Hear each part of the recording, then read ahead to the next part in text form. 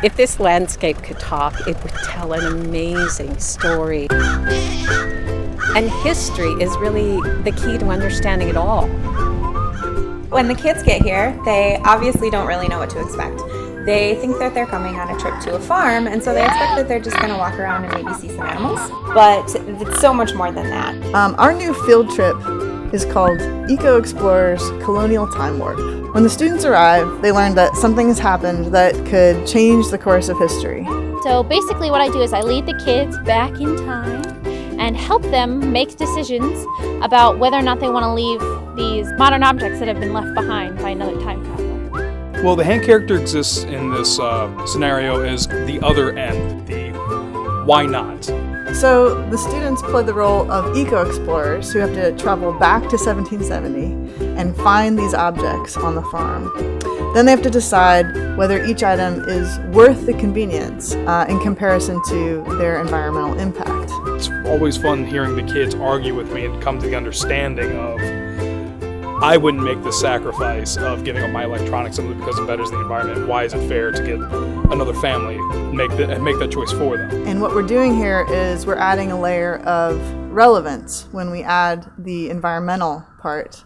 It gives them a mission, a reason, so they're learning both the history and the environmental science.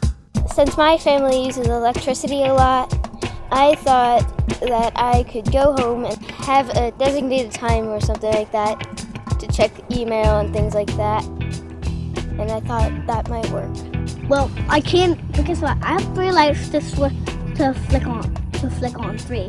Some of the things about modern conveniences are, convenient, but some of the things, they have their drawbacks. They help life now, but they also could damage life in the future, and it's something you have to think about. It's not just a presentation, it's an experience, and that's really hard to find in field trips. We've designed it to be unlike any field trip you've ever been on before. They come here and they find out that they're not just going to learn about 1770, but they're actually going back in time to 1770. They're going to be interacting with the past and possibly meeting people from the past, which is really exciting.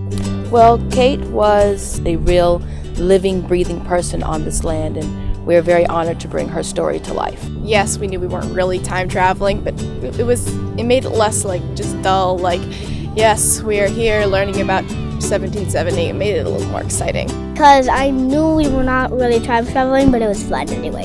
It seems like a more natural way of learning for the kids because it's integrated, and they may be learning about history in school or this topic of science in school, and yet it still benefits the other subject as well.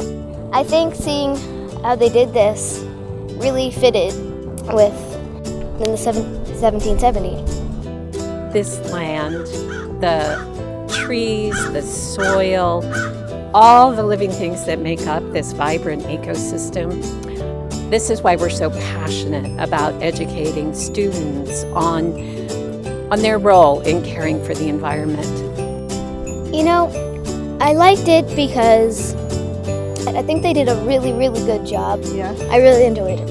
I want kids to be able to realize that they have the power to change the planet, even if they don't necessarily feel like they do. I want them to see that it's not always black and white, that sometimes you have to make a hard choice based upon what your heart says. It's not that easy. It's not an easy choice of course this is bad, and I like that. I like the thinking. It was a little fun. If you want more information, or if you're ready to book your own Eco Explorers adventure, visit our website at accokeek.org.